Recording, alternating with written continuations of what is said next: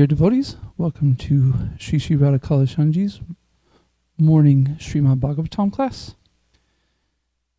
Today we're continuing with the chapter 2 of Canto 1. We'll be focusing on text 9 today. Oops, this is chapter 1.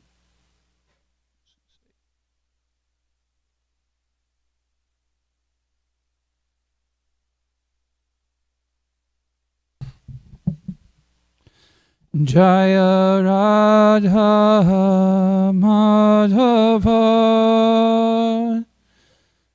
Kunja Bihari.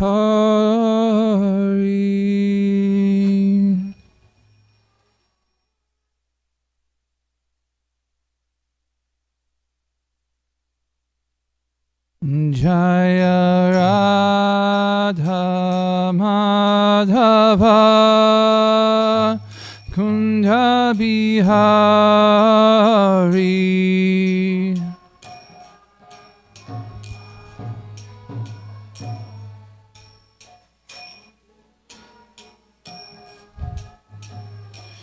Jaya Gopi Janavallabha Girivaradhari.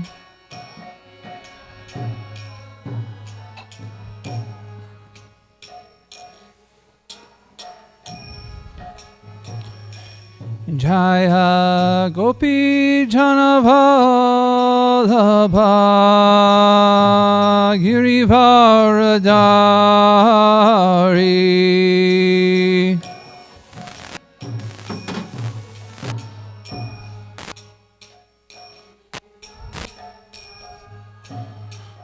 Yashoda Nandana Braja Ranjana.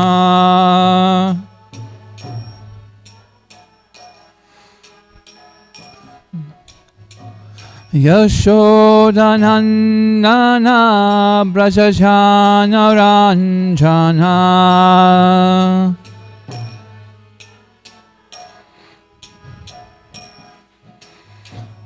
Yamuna Tiravanachari.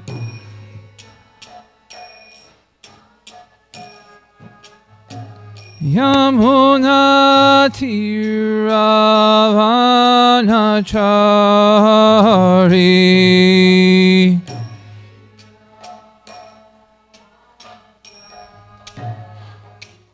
Jaya Radha Madhava Kunja Bihari.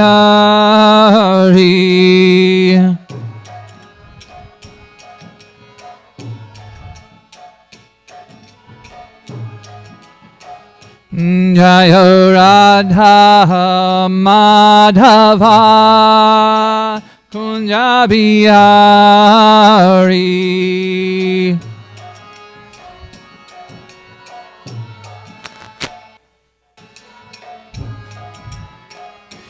Jaya Gopi Janavallabha Girivaradhari.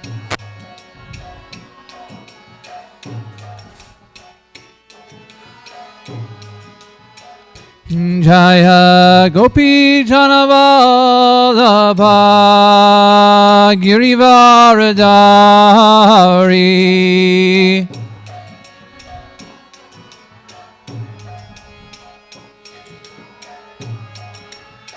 Yashodanandana Brajajana Ranjana.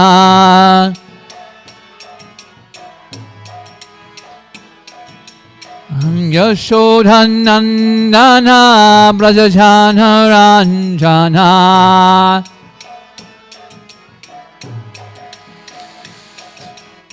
Yamuna Tiravanachari. Yamuna Tiravanachari. Jaya Radha Madhava Kunja Bihari.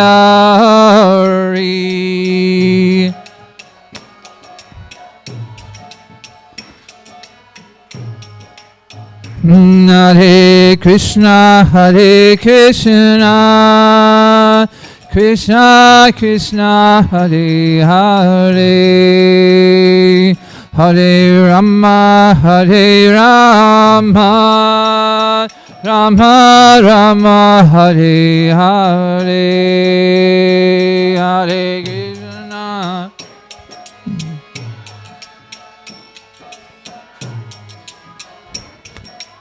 Hare Hare.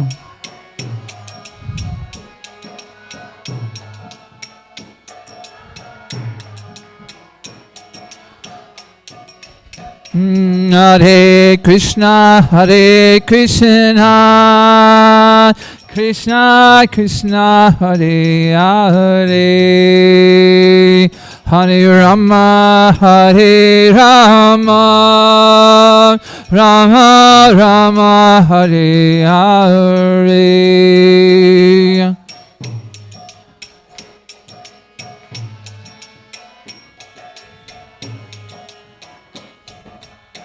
Hare Hare.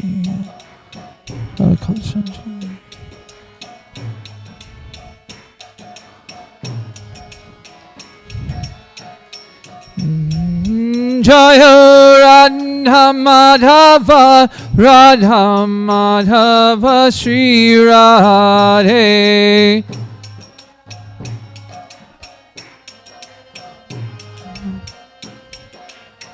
Jaya Radha Kalashanji, Radha Kalashanji, Shri Radhe.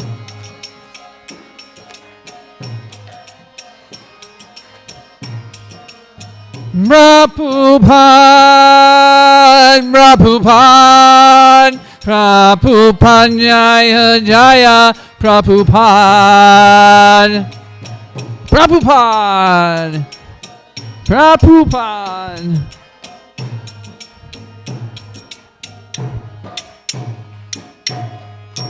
Shri Shri Radha Madhava ki jai, Shri Shri Radha Kalashanji ki jai, Srila Prabhupada ki jai. We lost the connection. We lost the connection. That has to do with class today. Okay. Om Namo Bhagavate Vasudevaya.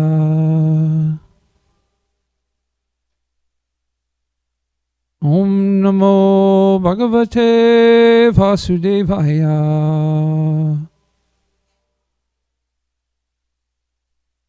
Om Namo Bhagavate Vasudevaya.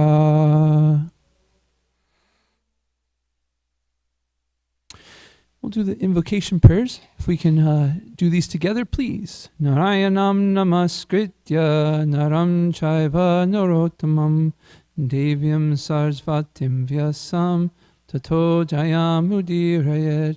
Nasta prayasha breshu nityam bhagavata sevaya bhagavati utamasloke bhaktir bhavati naishtaki.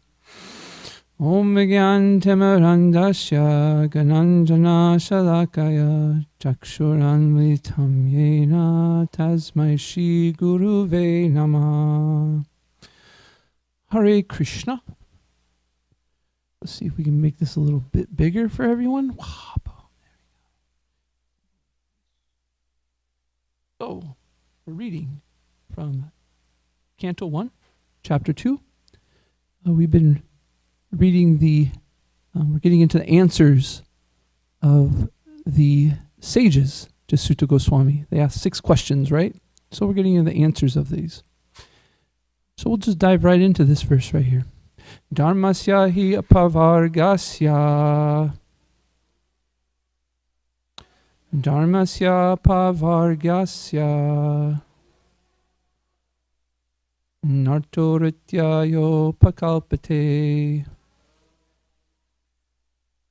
Nartyorityo pakalpate. Nartasya dharma kyantasya. Nartasya dharma kantasya. Kamolabhya hi smrityaha. Kamolabhya hi smrityaha. Bolo, please. Anybody? Nusya he aparvasya.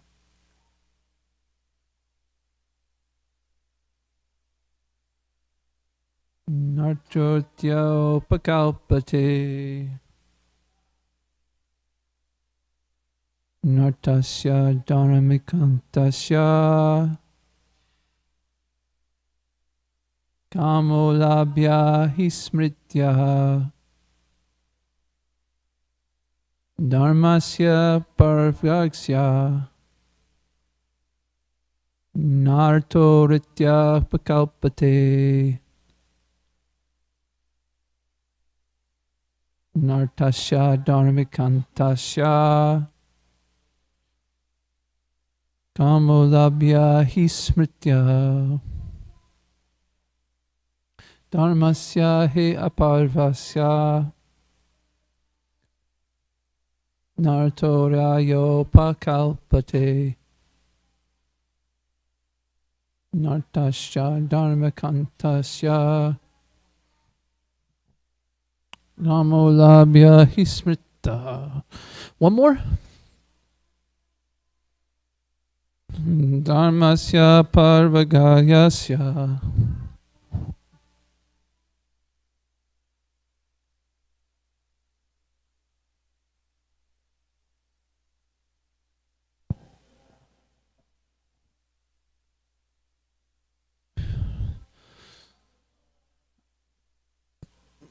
Hare Krishna. Translation and purport by His Divine Grace, A.C. Bhaktivedanta Swami Srila Prabhupada Ki Jai. All occupational engagements are certainly meant for ultimate liberation. They should never be performed for material gain. Therefore, according to sages, one who is engaged in the ultimate occupational service should never use material gain to cultivate sense gratification. Purport. We've already discussed that pure devotional service to the Lord is automatically followed by perfect knowledge and detachment from material existence. But there are others who consider that all kinds of different occupational engagements, including those of religion, are meant for material gain. The general tendency of any ordinary man in any part of the world is to gain some material profit in exchange for religious or other occupational services. Even in the Vedic literatures, for all sorts of religious performance, an allurement of material gain is offered, and most people are attracted by such allurements or blessings of religiosity. Why are such so-called men of religion allured by material gain? Because material gain can enable one to fulfill desires, which in turn satisfy sense gratification. This cycle of occupational engagements includes so-called religiosity followed by material gain, and material gain followed by fulfillment of desires. Sense gratification is the general way for all sorts of fully occupied men. But in the statement of Sutta Goswami, as per the verdict of Srimad Bhagavatam, this is nullified by the present sloka. One should not engage himself in any sort of occupational service for material gain only, nor should material gain be utilized for sense gratification. How material gain should be utilized is described as follows. So in the beginning, in Canto 1, Chapter 1, Sri Vyasadeva has an issue. What is that issue that Sri Vyasadeva is having? Remember what the issue was that Sri Vyasadeva was having? Who came and helped him with his problem? Yeah, and what was his issue that he was having?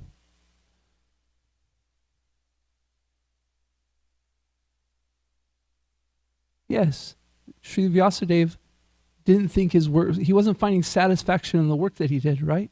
And so his guru, Narada Muni, came to him and kind of chuckled at him at first, kind of poked at him and says, well, you did this amazing work and yet you don't look very happy. And Srivas says, you're right, Gurudev. I'm not happy. I've done this work that is masterful. I've done the work of all work, and yet I'm not satisfied. And what does Narada Muni says?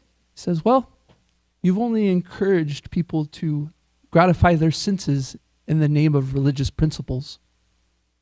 He says, instead of encouraging people to gratify their senses through religious principles, you should give the essence of the Vedas by giving people pure Krishna consciousness. Tell them about the name, fame, pastimes, the glories of Krishna, and this will make not only yourself happy, but everyone around you will be happy. So, this is where we're trying to get to. We're trying to take the essence of the Vedas and to please Krishna, to understand Krishna. And if we become deterred or distracted, we fall into what's called material sense gratification. Well, actually, we're already there, but we become Krishna conscious. And then while we're working on a Krishna conscious, we have a tendency to kind of, because we're not fixed in that, to fall back into sense gratification. So I thought I'd talk about 3 things that are important for the success in anything. If we're looking for success, there's 3 things that are present in anybody that's successful. First is intention. Second is attentiveness. And the third is the expectation. Whoa, expectation? Oh my gosh, we're going to talk, for success you have to have expectation? We'll build on that. So intention. Intention is often understood as the why. Why am I doing what I'm doing? And in Krishna consciousness, our acharyas are giving us so many explanations of why we should become Krishna conscious. And so before doing anything, the level of your determination to do that is depend on how strong your why is. If you have a so-so why or a so-so intention, you know what kind of work you do? So-so kind of work. But if you have a strong why and a strong intention, then you're going to have a strong endeavor in your work that you do. And as devotees, what do we call work? Bhakti yoga, right? So if you're a fledgling in your determination, then you're going to get fledgling results. So thinking about that our intention is really important, the why, can anybody think about the teachings of our acharyas, the teachings of our book, and explain, in a couple sentences, what we're being encouraged as our why, our intention? Any examples? I'll start off with one just to kind of get the ball running, right? Well, our why is because Krishna is the supreme person. So we should be acting, the reason why we want to do something successful, our why, our intention is to please Krishna. We want to make Krishna happy. Any other intentions that our acharyas give? Do we have a mic? I'm sorry. I should have looked beforehand. I apologize. Thank you, Nrsinga Rupa, Prabhu. Right. Yes. Yeah. Thank you, Prabhu. To share Krishna consciousness from the cycle of birth and death. To share Krishna consciousness and? So that people can be released from the... We're a Sankirtan movement. We're Christian. We're Christian. I said Christians for some. We're encouraged. What I meant was my encourage. In Bhagavad Gita, Krishna says that the most dear to me are those that share this knowledge, right? And then Lord Chaitanya takes it so much further and says we need to go out and share Krishna consciousness with others with the holy name. And then Srila Prabhupada even takes it further. He says, yes, we need to spread it in every town and village. We need to give it to everybody, and we need to, we need to share Krishna consciousness with others. This is our intent, a very nice intention. Any other examples? Mom or Tammy? Because we're not the body. Because we're not the body. So, it's a very good point, right? Material gain means that we are doing something for the benefit of our body.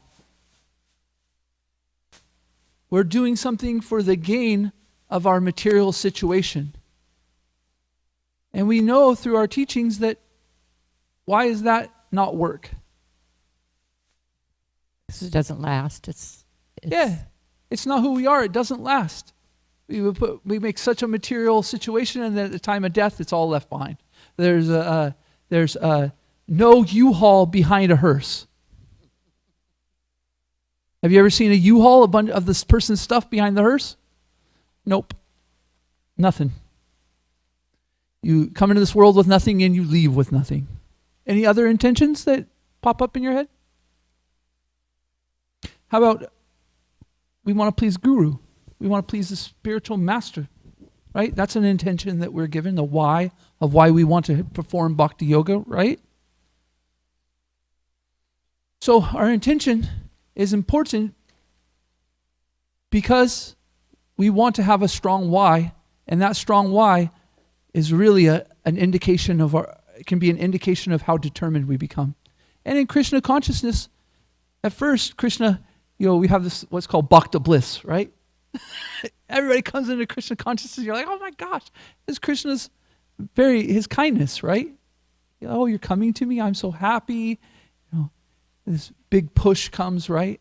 And then, after we are here for a while, we got to kind of start working on something.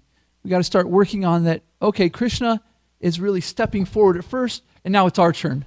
Okay, now I really got to keep pushing forward, And so when that happens, sometimes what happens is because we don't have a relationship with Krishna that's very strong, the why isn't so big, right? However, if we continue to practice Krishna consciousness, Krishna becomes more real in our life, more present in our life, I should say, than more real. He becomes more present in our life. We start to see him. We start to attract to him. We start to get to know him more. And he becomes more and more important in the reasons why we do something. So our determination becomes much stronger when Krishna is alive in our life. So the second thing I mentioned, that was intention. The second thing I mentioned was attentive, or attention. So when we have a strong why, because it's determining our work, there's other things outside of us that will take our why. They'll take our attention. If we don't have a strong why, they'll go, I'm your why. This is called Maya, right? Maya says if you're not going to give your attention if you're not going to give your intention or attention to Krishna, then I'm going to take it. and we know the results of that, right? Spiraling downwards. So, our attentiveness, Srila Prabhupada says that before we become Krishna conscious, we need to become conscious, right? We need to be aware of our why. We need to be attentive to why we're doing something and make sure that we don't get off track. So, it's going to happen. We're going to get off track, right? Because we don't have a strong enough why, or we are the why, and that isn't strong enough. If you want a really strong why, it needs to be above you and beyond you. And because we have a tough time saying attentive to the ultimate why that we're being given by our acharyas. So I was wondering if anybody has any examples of what attentiveness in our Krishna consciousness looks like, or attention. Intentive, attention, pretty close to the same thing. Any examples?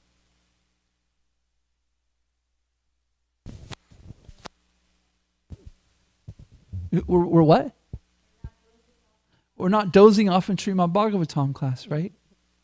We're attentive. We're hearing that, we want to hear the story of Srimad Bhagavatam. We want to hear from Sutta Goswami. We want to hear from Srila Prabhupada. And we want to participate in a way, thank you, Prabhu, that makes it real in our life. Right? Any other examples? Thank you, Tulsi. We're chanting our rounds. Yes, right. We even say it in the beginning.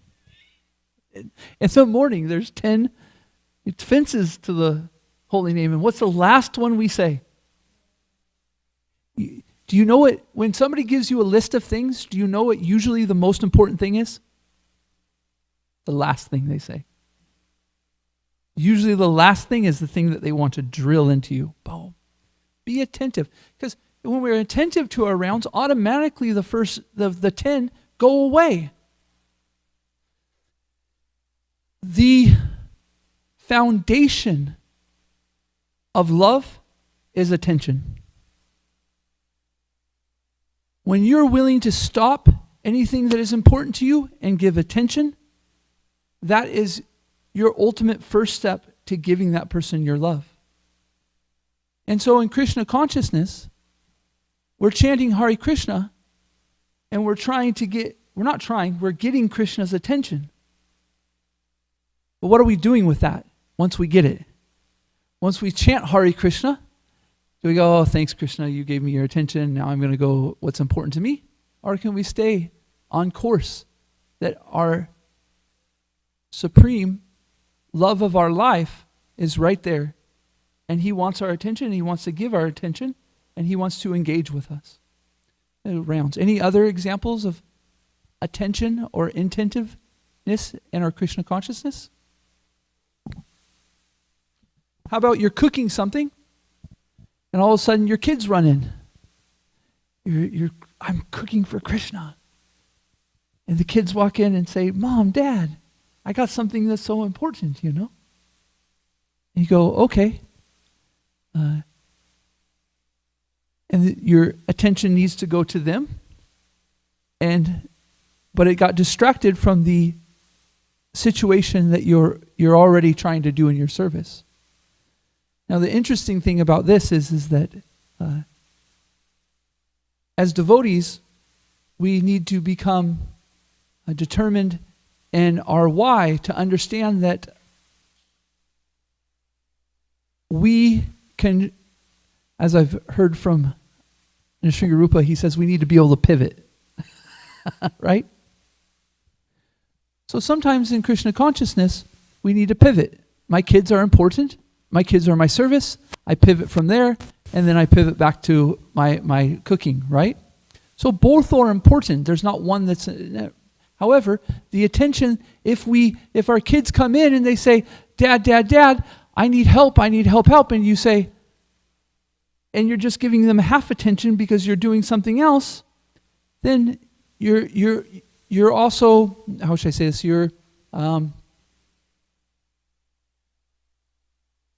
You might not fully observe their needs, right?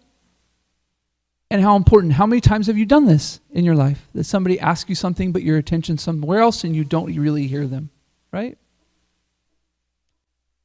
So, in life, things are trying to grab our attention.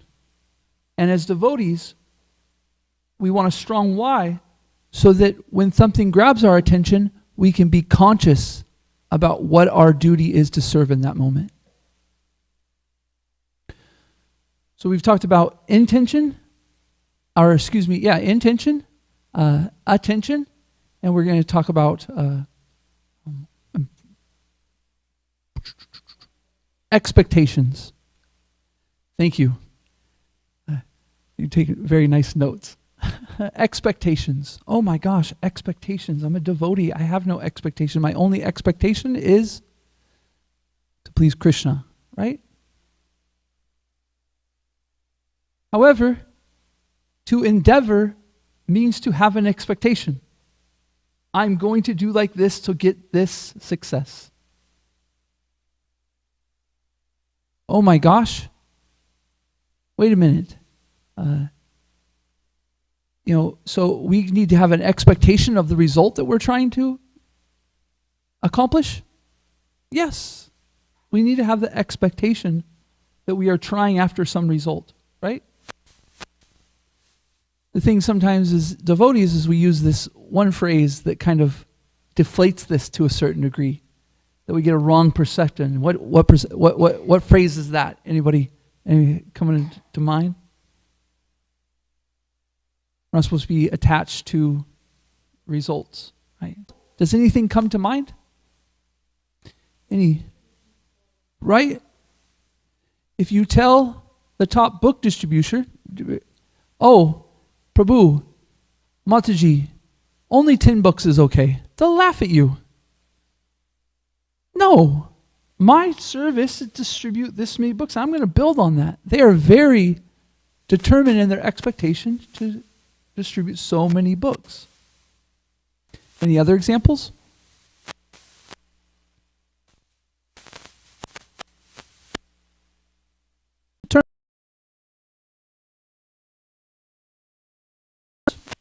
Were made to do that.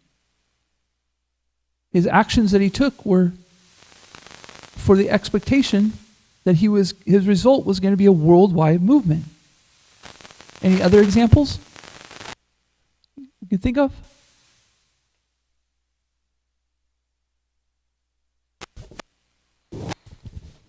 Oh,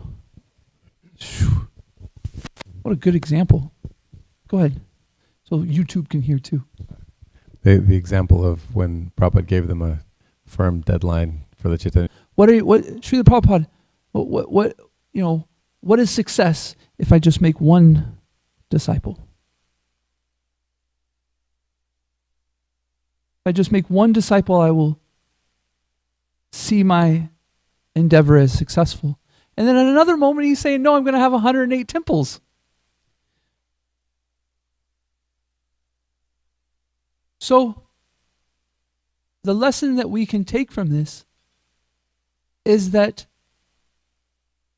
as devotees, we can take a wide range of attitudes from our acharyas and understand that these different perspectives and different attitudes are okay. Not only okay, they're good. At sometimes in your life, do you feel determined? Do you feel like you're going to get up and rule the world? I'm going to own the day. Yes. And then sometimes do you feel like, oh my gosh, if I can just get out of bed and chant my 16 reels, my life is successful? Yes. Right? So when we're looking at one situation, we don't have to negate another situation. We don't have to negate the other attitudes, right? That's a sidebar. So if we want to be successful in Krishna consciousness, we have a strong why, a strong intention. We are very attentive to how we're going to do it. And then we have an expectation of the result we're going to do. And if we can be determined in that expectation because pleasing Krishna and Guru is so strong, then we often pivot to try to find out how to continue to do that. We don't just give up. Oh, I'm a book distributor, but I'm not distributing books. Okay, well maybe there's other ways to do it. Maybe there's other ways that you can look to make some adjustments. And so when you have an expectation or result, it doesn't mean that you failed when you didn't get your expectation. Matter of fact, you can look at it as, wow, what a gift. Now I know that way doesn't work. Now let me try a different way. Srila Prabhupada went through this all the time, right? Trying like this, trying like that, you just listen to the Juhu temple story. Every moment you're just like, geez, Krishna, Srila Prabhupada, just make it easy for him. No, Krishna's like, this is the Leela between me and my devotee, is that there's going to be an adventure, there's going to be ups, there's going to be downs, there's going to be lefts, there's going to be rights. And sure as heck, my devotee, with a great intention, a great why, a great determination, will always be victorious. So, in this verse, we were explained not to do anything for material gain. And so, to be determined in our spiritual profit, and our transcendental success, there's three things that we can use to realign ourselves with how we're moving forward in that endeavor. And that was, first we talked about intention. Second, we talked about attention or intentiveness. And then third, we talked about the expectations for success and how to see that in the right light. Any questions, comments, corrections, please, devotees? Hare Krishna.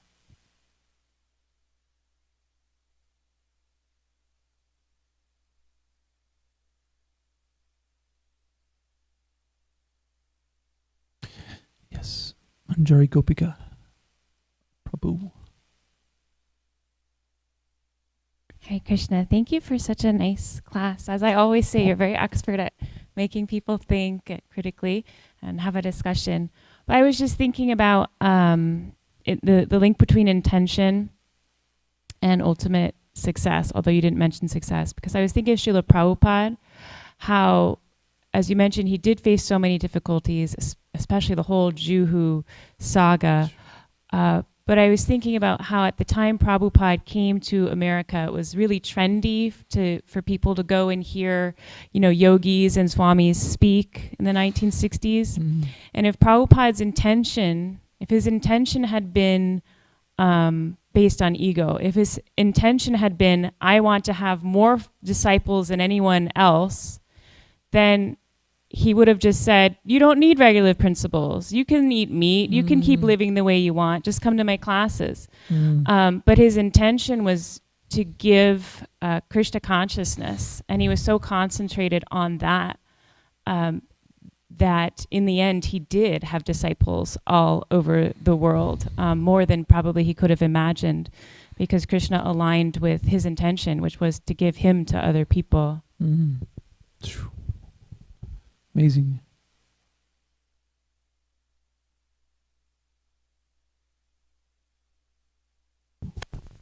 Thank you.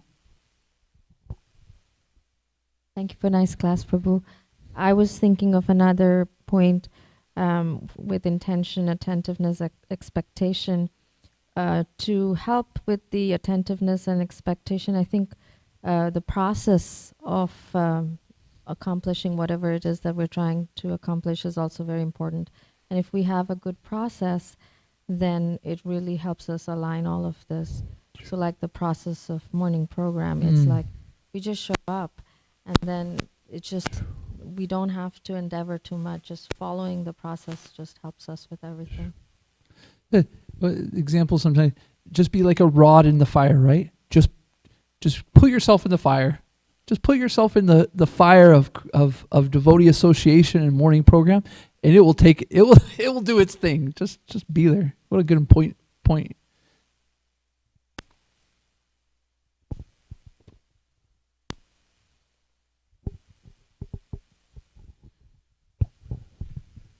Thank you for the nice class, Prabhu.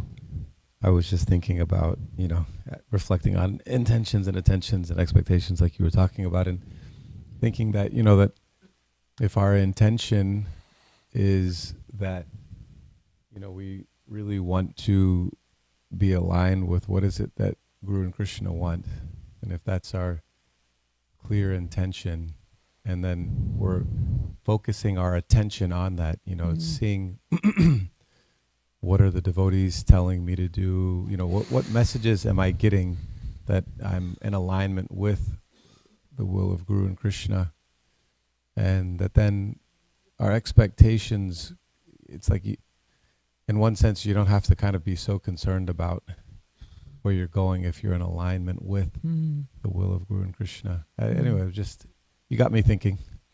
Yeah, it's really interesting. By the way, well, I think that is a really good point, that sometimes our attitude is a little different at moments. By the way, I'm giving an attitude that we can strive for at moments, right?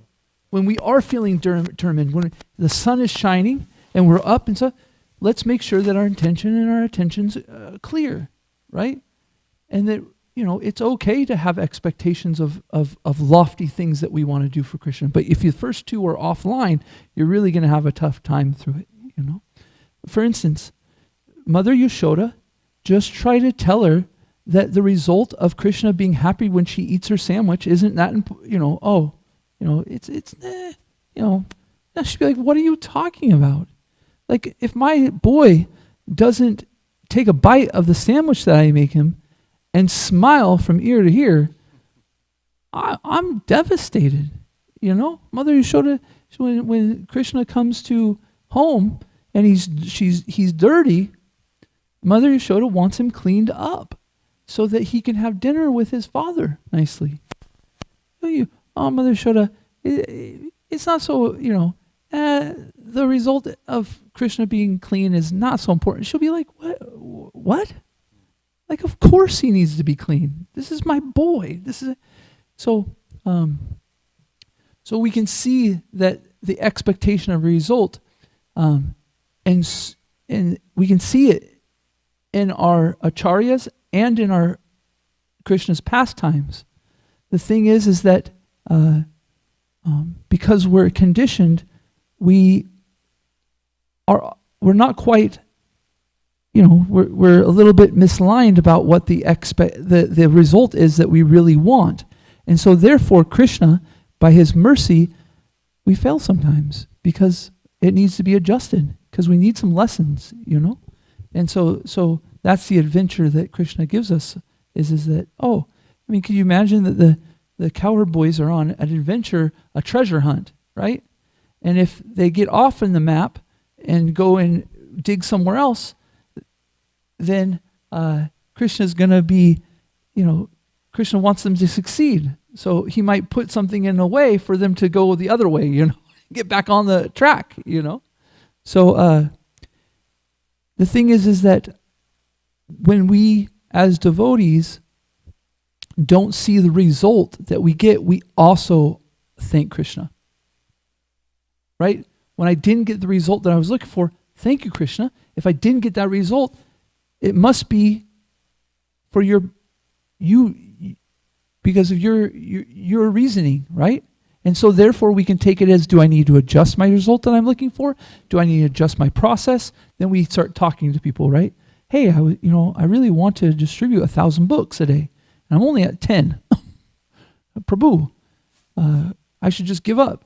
No, go talk to Premashwar Prabhu and ask for a little bit of help, and he'll adjust you so that you get 100 books a day. Ask Chuta Govinda Prabhu, how might I get more books out? And he says, okay, go to this place, go to like this, right? So then instead of giving up your result, what's that, Prabhu? Thank you for bringing this up. Actually, we have been getting so many sponsorships for Bhagavad Gita. So now we need to find places of how we can actually distribute them. So if anyone would like to help, please kindly help us. Sorry?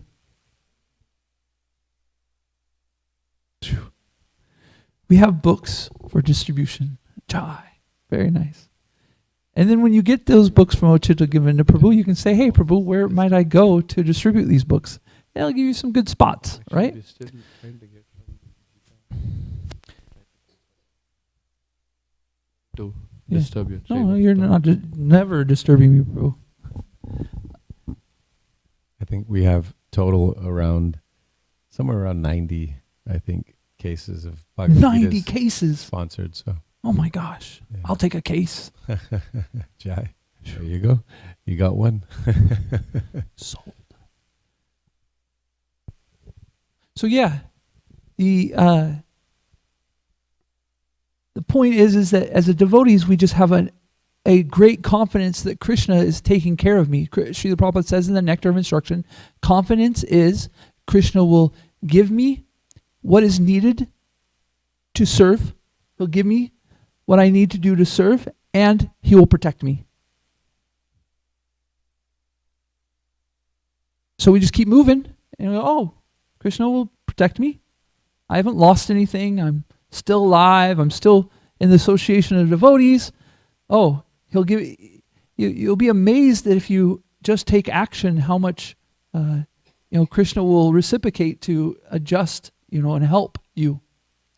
Mishra Bhagavan Prabhu.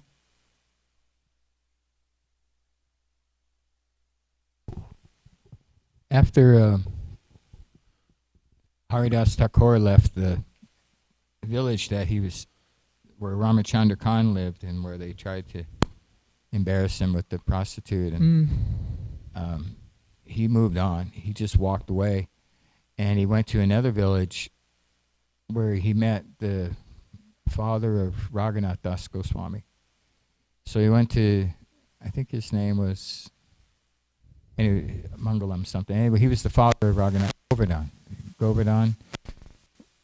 Yes, he was the father of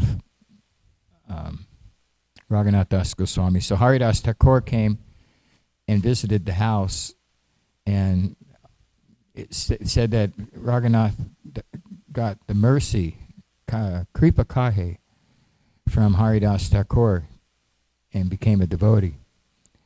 So it doesn't mention that really that Raghunath Das Goswami, all it said that Raghunath Das Goswami did was come to see Haridas Thakur every day. And then Haridas Thakur gave him his mercy. And then he becomes Raghunath Das Goswami. So how much are we dependent on the mercies? Like sometimes we say determination and mercy.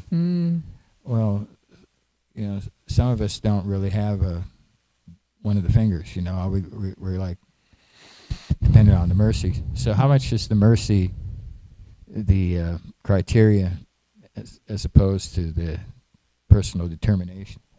The mercy is everything. The mercy is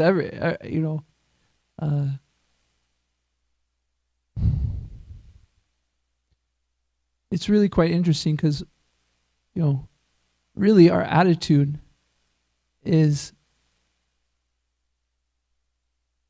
one of the only things we really can control, right? Srila Prabhupada says in the Nectar of Instruction that the advancement of devotee is dependent on their attitude, right? So we can have expectations of results. We can be attentive. We can be determined. We can be set our intentions. Ultimately, in our internal state, we should be like, I know that I'm only going to succeed or not succeed only by Guru's mercy, by Krishna's mercy. So this is why a devotee and a person who is not so interested in Krishna's satisfaction can be side by side, and they can be doing the same thing, and one's totally different than the other, right? Because the devotee inside, his attitude is that this is for my Krishna, this is for the pleasure of my Guru, and therefore I am doing this service, right? And so our finger is to act, to do, to move forward, to try. While at the same time, internally, our consciousness, our Krishna consciousness, is that it's Krishna's. It's all up to Krishna whether I succeed or don't succeed. And either way, I'm going to keep trying. I'm just do the best I can. And really the ultimate thing is I just want to put a smile on Krishna's face. And you know what? Sometimes it's funny for people to fail. Have you ever laughed when somebody trips? Krishna sticks out his leg and watches tripping. Okay, I'm sorry. Anyways, there's teasing, right? You tease with each other, and what I'm saying is we're ultimate for Krishna's pleasure, and so to be a little bit more. Anyways, is that it takes any teacher or person who loves somebody. There's great pleasure in watching the person struggle and keep moving forward and stand back up. When the father or mother is teaching their child to ride the bike and the child gets back on the bike after falling down, it's like, gosh, they're so, they're trying so hard, And if they fall again, it's like, oh, well, gosh, they're trying so hard, So our endeavor is to keep moving forward. And that can be keep making adjustments for the result that we're trying to give to Krishna, the gift that we're trying to give to him. What do you think, Prabhu?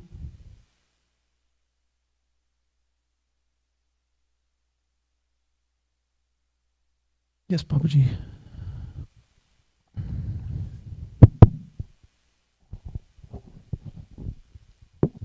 Mishra Bhagavan Prabhu always asks nice questions Yes. to churn the nectar. I feel like he knows the answers to all of these questions, but he's just helping us all discuss it more. But it reminded me of 9:29 Bhagavad Gita. I envy no one, nor am I partial to anyone. I'm equal to all, but whoever renders service unto me in devotion is a friend in me, and I am also a friend to him. And Prabhupada gives some really nice examples in the purport, like, that just like the rain goes everywhere. And then I heard it, I don't remember, explained so nicely with like the sun.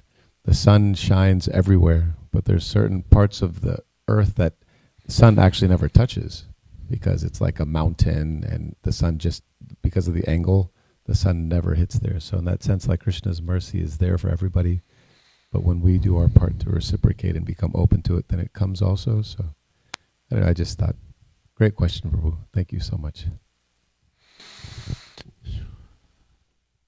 Mom? We'll make this the last comment. I'll make one last comment, and then we'll break for prasadam. Listening to everything that you're talking about, intention, attention, and expectations, I know that for me, it all starts with the first step. If I don't take the first step, I don't get anywhere. Like Srila Prabhupada asks us to get up early, attend morning program, chant our rounds, and attend Srimad Bhagavatam class. So the first step for that to me is getting out of bed.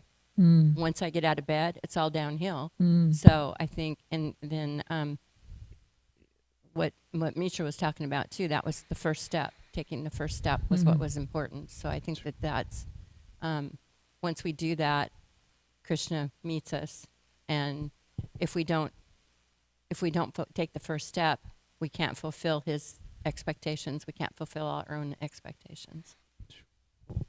I remember coming to a similar realization. I was like, thinking of this morning program as this, 4-hour process. And I was like, you know what? Just get up at 3:45 and see what happens, Yeah, and once I got up at 3:45, there was nothing better to do than come to morning program. So just get up at 3:45. And yeah. Thank you. So the amazing thing about Krishna consciousness is, when we're in a situation where we're endeavoring to get out of conditioned state to a pure state, is that there's things like these tools that I'm hoping will help devotees, that help us move forward. The amazing thing about Krishna consciousness is that the ends and the means become the same when we become completely purified.